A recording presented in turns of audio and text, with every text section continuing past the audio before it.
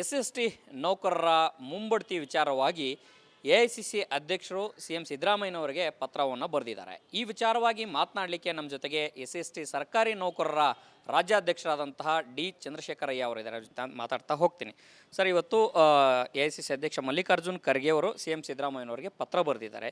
So ತಾವು ಯಾವಾಗ ಮನವಿ ಮಾಡಿದ್ರಿ, ಏನಂತ ಮನವಿ ಮಾಡಿದ್ರಿ, ಅವರಿಗೆ ಪತ್ರವನ್ನು ಯಾವಾಗ ಬರೆದಿದ್ರಿ ಸರ್?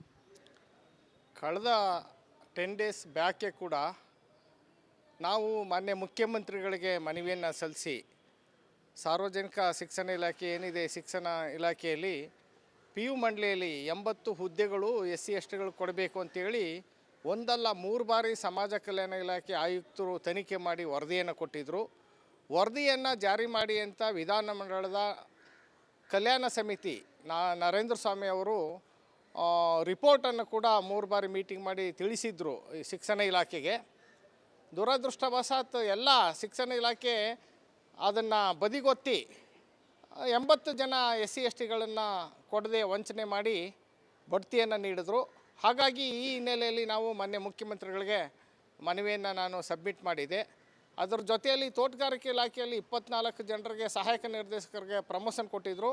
ರೂಲ್ 32 ಕೊಟ್ಟಿದ್ದೀನಿ ಅಂತೇಳಿ ರಮೇಶ್ ಅವರು ನಿರ್ದೇಶಕರು ತೋಟಗಾರಿಕೆ ಇಲಾಖೆ ಅವರು SC STಗಳಿಗೆ ಬಡ್ತಿ ಕೊಡದೆ ವಂಚನೆಯನ್ನು ಮಾಡಿದ್ರು.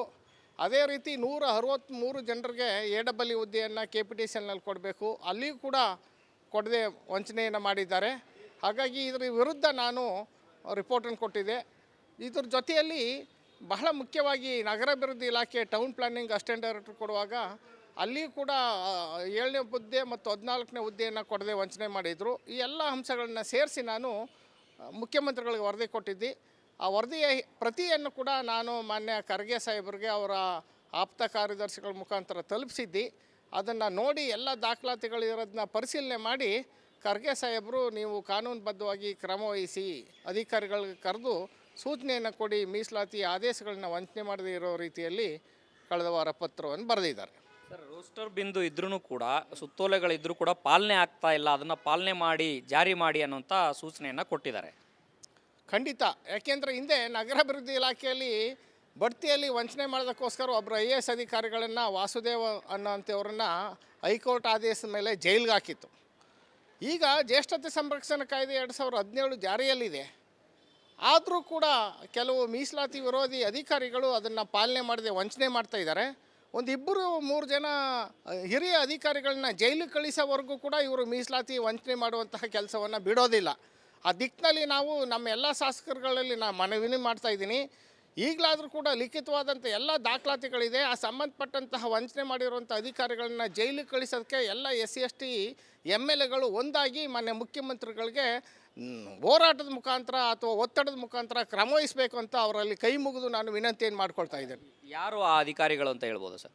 ಶಿಕ್ಷಣ ಇಲಾಖೆಯಲ್ಲಿ ರಶ್ಮಿ ಮತ್ತು PU ಮಂಡಳಿ ನಿರ್ದೇಶಕರಾದಂತಹ ಸಿಂಧು ರೂಪೇಶ್ ಅವರು, ನಮ್ಮ ನಗರಾಭಿವೃದ್ಧಿ ಇಲಾಖೆಯ ಕಾರ್ಯದರ್ಶಿಗಳು, ಹೀಗೆ ಹಲವಾರು ಇಲಾಖೆಯ ಅಧಿಕಾರಿಗಳು, ರಮೇಶ್ ಅವರು ತೋಟಗಾರಿಕೆ ಇಲಾಖೆಯ ನಿರ್ದೇಶಕರು, ಇವರೆಲ್ಲ ಕೂಡ ಇದ್ದಾರೆ. ಸರ್, ಈಗ ಸಮಾಜ ಕಲ್ಯಾಣ ಇಲಾಖೆ ಸಚಿವರು ಮಾತನಾಡ್ತಾ ಒಂದು ಪ್ರಸ್ತಾಪವನ್ನು ಮಾಡಿದ್ರು. ವಿಜಿಲೆನ್ಸ್ ಕಮಿಟಿ ಇದೆ, ವಿಂಗ್ ಇದೆ, ಅಲ್ಲಿ ಎಲ್ಲ ಸಮಸ್ಯೆಗಳು ಬಗೆಹರಿಯುತ್ತೆ ಅನ್ನೋಂಥ ಮಾತನ್ನು ಹೇಳಿದ್ರು. ಹೌದಾ? ಖಂಡಿತ. ಸಮಾಜ ಕಲ್ಯಾಣ ಇಲಾಖೆಯ ಮಂತ್ರಿಗಳು ಸರ್ಕಾರದ ಸಂವಿಧಾನಕ್ಕೆ ಬದ್ಧವಾಗಿ ಸೂಚನೆಗಳನ್ನ ಕೊಟ್ಟಾಗಿಯೂ ಕೂಡ ಆ ಸೂಚನೆಗಳನ್ನು ಧಿಕ್ಕರಿಸೋದ್ರಲ್ಲಿ ಅಧಿಕಾರಿಗಳು ತಲ್ಲೀನರಾಗಿದ್ದಾರೆ. ಅವ್ರ ಮೇಲೆ ಯಾವುದೇ ಕ್ರಮ ಇವತ್ತಿನವರೆಗೆ ಆಗ್ತಾ ಇಲ್ಲ. ಹಾಗಾಗಿ ಮೀಸಲಾತಿ ವಂಚನೆ ಮಾಡುವಂಥ ಅಧಿಕಾರಿಗಳು ಬಡ್ತಿ ಮತ್ತು ಮುಂಬಡ್ತಿಗಳನ್ನ ಪಡೆತಾ ಇರೋದ್ರಿಂದ, ಮೀಸಲಾತಿ ವಂಚನೆ ಮಾಡೋರಿಗೆ ಅದು ಬಹುಮಾನವಾಗಿ ಗಿಫ್ಟಾಗಿ ಹೋಗ್ತಾ ಇರೋದ್ರಿಂದ, ಸರ್ಕಾರ ಏನು ಕ್ರಮ ವಹಿಸ್ತೇ ಇರೋದ್ರಿಂದ ಈ ದೌರ್ಜನ್ಯ ಮುಂದುವರೆದಿದೆ. ಸೊ ಈಗ ಎಐಸಿಸಿ ಅಧ್ಯಕ್ಷ ಮಲ್ಲಿಕಾರ್ಜುನ್ ಖರ್ಗೆ ಅವರೇ ಪತ್ರ ಬರೆದಿದ್ದಾರೆ. ಸಿಎಂ ಸಿದ್ದರಾಮಯ್ಯನವರು ಕೂಡ ಅದಕ್ಕೆ ಮುಂಬರುವಂಥ ದಿನಗಳಲ್ಲಿ ಯಾವುದೇ ರೀತಿಯ ಪ್ರತಿಕ್ರಿಯೆ ಆಗಲಿ ಅಥವಾ ಕ್ರಮವನ್ನು ತೆಗೆದುಕೊಳ್ಳಿಲ್ಲ ಅಂದರೆ ತಮ್ಮ ಮುಂದಿನ ನಡೆ ಏನು? ಮಾನ್ಯ ಮುಖ್ಯಮಂತ್ರಿಗಳಿಗೆ ಕೆಲಸದ ಒತ್ತಡ ಇರುತ್ತೆ. ನಾವು ಅವ್ರು ಕೊಟ್ಟಂತಹ ಮನವಿಗಳನ್ನ ಅವರ ಆಪ್ತ ಕಾರ್ಯದರ್ಶಿಗಳು, ಅವರ ಕಚೇರಿಯ ಸಿಬ್ಬಂದಿಗಳು ಈ ಮನವಿ ಬಂದಿದೆ, ನಿಯಮಾನುಸಾರ ಪರಿಶೀಲಿಸಿ ಅಗತ್ಯ ಕ್ರಮ ಕೈಗೊಂಡ ಕ್ರಮದ ಬಗ್ಗೆ ವರದಿ ಕೊಡಿ ಅಂತ ಹೇಳಿ ಇಲಾಖೆಯ ಅಧಿಕಾರಿಗಳಿಗೆ ಒತ್ತಾಗ್ತಾ ಇದ್ದಾರೆ. ಮಾನ್ಯ ಮುಖ್ಯಮಂತ್ರಿಗಳ ಗಮನಕ್ಕೆ ಬರ್ತಾ ಇಲ್ಲ. ಮುಖ್ಯಮಂತ್ರಿಗಳ ಗಮನಕ್ಕೆ ಬರುವಂತಹ ಒಂದು ಕಾರ್ಯ ಇವತ್ತು ಆಗಿದೆ. ಈ ಹಿನ್ನೆಲೆಯಲ್ಲಿ ಮಾನ್ಯ ಮುಖ್ಯಮಂತ್ರಿಗಳು ನಮ್ಮನ್ನೆಲ್ಲ ಸಭೆ ಕರೆದು ಮತ್ತು ಯಾರು ದೌರ್ಜನ್ಯ ಮಾಡಿದಾರೋ, ಮೀಸಲಾತಿ ವಂಚಿಸಿದಾರೋ ಅಂತಹ ಅಧಿಕಾರಿಗಳನ್ನ ಸಭೆ ಕರೆದು ನಮ್ಮ ಜೊತೆಯಲ್ಲಿ ಒಂದು ವಾರದಲ್ಲೇ ಕೂಡ ಈ ಸಮಸ್ಯೆಯನ್ನು ಬಗೆಹರಿಸ್ತಾರೆ ಎನ್ನುವಂತಹ ತುಂಬ ಆತ್ಮವಿಶ್ವಾಸ ಇದೆ. ನಾನು ಅವ್ರ ಅಂಡರಲ್ಲಿ ಕೆಲಸ ಮಾಡಿದ್ದೀನಿ, ಮುಖ್ಯಮಂತ್ರಿಗಳ ಅಂಡರ್ನಲ್ಲಿ. ಆ ಒಂದು ಅಭಿಲಾಷೆ ಇದೆ. ಆಗಲಿಲ್ಲ ಅಂದಂತಹ ಕಾರಣಕ್ಕೆ ನಾವು ನಮ್ಮ ರಾಜ್ಯ ಮಟ್ಟದ ಸಮಿತಿ ಸಭೆಯನ್ನು ಕರೆದು ನಾವು ಮುಂದಿನ ಹೋರಾಟವನ್ನು ಕೂಡ ರೂಪಿಸ್ತೀವಿ. ಇದಿಷ್ಟು ಸರ್ಕಾರಿ SC/ST ಸರ್ಕಾರಿ ನೌಕರರ ರಾಜ್ಯಾಧ್ಯಕ್ಷರಾದಂತಹ ಚಂದ್ರಶೇಖರ ಅವರ ಮಾತಾಗಿದೆ. ಕ್ಯಾಮ್ರಾ ಪರ್ಸನ್ ಮಧು ಜೊತೆ ಹನುಮಂತ ದುರ್ಗದ್, ಆರ್ ಕನ್ನಡ, ಬೆಂಗಳೂರು. SC/ST ನೌಕರರ ಮುಂಬಡ್ತಿ ವಿಚಾರವಾಗಿ AICC ಅಧ್ಯಕ್ಷರು CM ಸಿದ್ದರಾಮಯ್ಯನವರಿಗೆ ಪತ್ರವನ್ನು ಬರೆದಿದ್ದಾರೆ. ಈ ವಿಚಾರವಾಗಿ ಮಾತನಾಡಲಿಕ್ಕೆ ನಮ್ಮ ಜೊತೆಗೆ SC/ST ಸರ್ಕಾರಿ ನೌಕರರ ರಾಜ್ಯಾಧ್ಯಕ್ಷರಾದಂತಹ ಚಂದ್ರಶೇಖರ ಅವರಿದ್ದಾರೆ. ಮಾತಾಡ್ತಾ ಹೋಗ್ತೀನಿ. ಸರ್, ಇವತ್ತು AICC ಅಧ್ಯಕ್ಷ ಮಲ್ಲಿಕಾರ್ಜುನ್ ಖರ್ಗೆ ಅವರು CM ಸಿದ್ದರಾಮಯ್ಯನವರಿಗೆ ಪತ್ರ ಬರೆದಿದ್ದಾರೆ.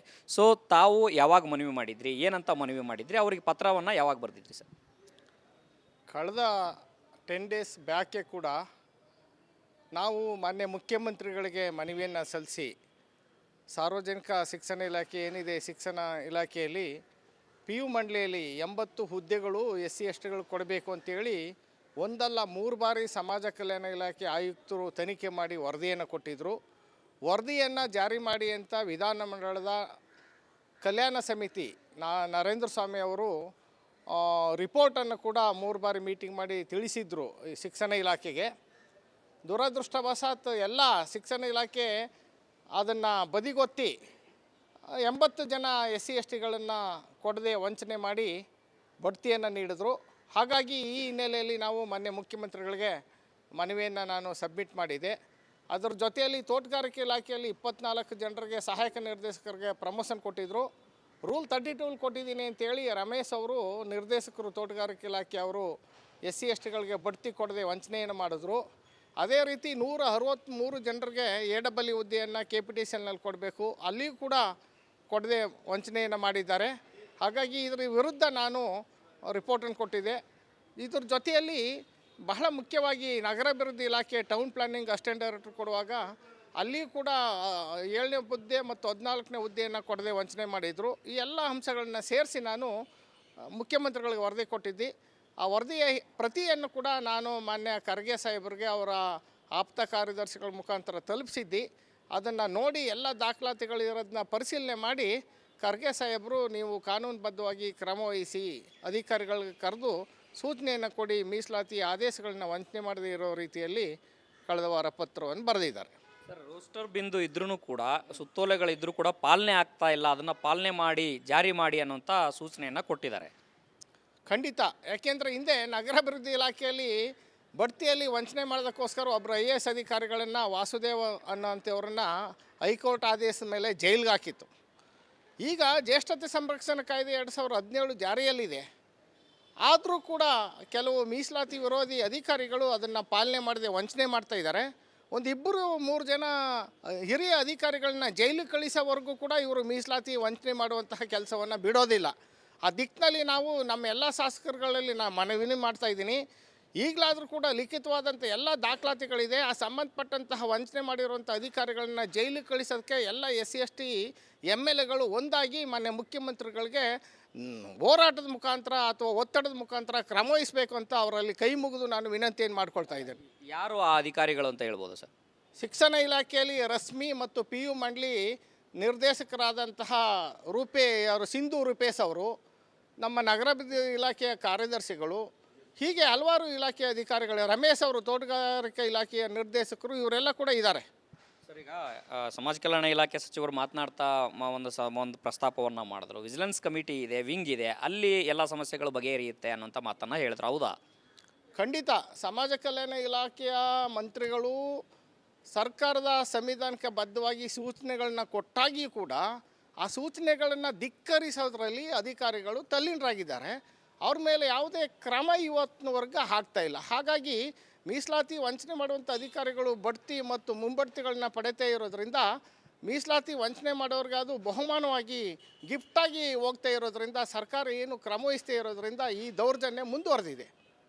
ಸೊ ಈಗ AICC ಅಧ್ಯಕ್ಷ ಮಲ್ಲಿಕಾರ್ಜುನ್ ಖರ್ಗೆ ಅವರೇ ಪತ್ರ ಬರೆದಿದ್ದಾರೆ. CM ಸಿದ್ದರಾಮಯ್ಯನವರು ಕೂಡ ಅದಕ್ಕೆ ಮುಂಬರುವಂಥ ದಿನಗಳಲ್ಲಿ ಯಾವುದೇ ರೀತಿಯ ಪ್ರತಿಕ್ರಿಯೆ ಆಗಲಿ ಅಥವಾ ಕ್ರಮವನ್ನು ತೆಗೆದುಕೊಳ್ಳಿಲ್ಲ ಅಂದರೆ ತಮ್ಮ ಮುಂದಿನ ನಡೆ ಏನು? ಮಾನ್ಯ ಮುಖ್ಯಮಂತ್ರಿಗಳಿಗೆ ಕೆಲಸದ ಒತ್ತಡ ಇರುತ್ತೆ. ನಾವು ಅವ್ರು ಕೊಟ್ಟಂತಹ ಮನವಿಗಳನ್ನ ಅವರ ಆಪ್ತ ಕಾರ್ಯದರ್ಶಿಗಳು, ಅವರ ಕಚೇರಿಯ ಸಿಬ್ಬಂದಿಗಳು ಈ ಮನವಿ ಬಂದಿದೆ, ನಿಯಮಾನುಸಾರ ಪರಿಶೀಲಿಸಿ ಅಗತ್ಯ ಕ್ರಮ ಕೈಗೊಂಡ ಕ್ರಮದ ಬಗ್ಗೆ ವರದಿ ಕೊಡಿ ಅಂತ ಹೇಳಿ ಇಲಾಖೆಯ ಅಧಿಕಾರಿಗಳಿಗೆ ಒತ್ತಾಗ್ತಾ ಇದ್ದಾರೆ. ಮಾನ್ಯ ಮುಖ್ಯಮಂತ್ರಿಗಳ ಗಮನಕ್ಕೆ ಬರ್ತಾ ಇಲ್ಲ. ಮುಖ್ಯಮಂತ್ರಿಗಳ ಗಮನಕ್ಕೆ ಬರುವಂತಹ ಒಂದು ಕಾರ್ಯ ಇವತ್ತು ಆಗಿದೆ. ಈ ಹಿನ್ನೆಲೆಯಲ್ಲಿ ಮಾನ್ಯ ಮುಖ್ಯಮಂತ್ರಿಗಳು ನಮ್ಮನ್ನೆಲ್ಲ ಸಭೆ ಕರೆದು ಮತ್ತು ಯಾರು ದೌರ್ಜನ್ಯ ಮಾಡಿದಾರೋ, ಮೀಸಲಾತಿ ವಂಚಿಸಿದಾರೋ ಅಂತಹ ಅಧಿಕಾರಿಗಳನ್ನ ಸಭೆ ಕರೆದು ನಮ್ಮ ಜೊತೆಯಲ್ಲಿ ಒಂದು ವಾರದಲ್ಲೇ ಕೂಡ ಈ ಸಮಸ್ಯೆಯನ್ನು ಬಗೆಹರಿಸ್ತಾರೆ ಎನ್ನುವಂತಹ ತುಂಬ ಆತ್ಮವಿಶ್ವಾಸ ಇದೆ. ನಾನು ಅವರ ಅಂಡರಲ್ಲಿ ಕೆಲಸ ಮಾಡಿದ್ದೀನಿ, ಮುಖ್ಯಮಂತ್ರಿಗಳ ಅಂಡರ್ನಲ್ಲಿ. ಆ ಒಂದು ಅಭಿಲಾಷೆ ಇದೆ. ಆಗಲಿಲ್ಲ ಅಂದಂತಹ ಕಾರಣಕ್ಕೆ ನಾವು ನಮ್ಮ ರಾಜ್ಯ ಮಟ್ಟದ ಸಮಿತಿ ಸಭೆಯನ್ನು ಕರೆದು ನಾವು ಮುಂದಿನ ಹೋರಾಟವನ್ನು ಕೂಡ ರೂಪಿಸ್ತೀವಿ. ಇದಿಷ್ಟು ಸರ್ಕಾರಿ SC/ST ಸರ್ಕಾರಿ ನೌಕರರ ರಾಜ್ಯಾಧ್ಯಕ್ಷರಾದಂತಹ ಚಂದ್ರಶೇಖರ ಅವರ ಮಾತಾಗಿದೆ. ಕ್ಯಾಮ್ರಾ ಪರ್ಸನ್ ಮಧು ಜೊತೆ ಹನುಮಂತ ದುರ್ಗದ್, ಆರ್ ಕನ್ನಡ, ಬೆಂಗಳೂರು.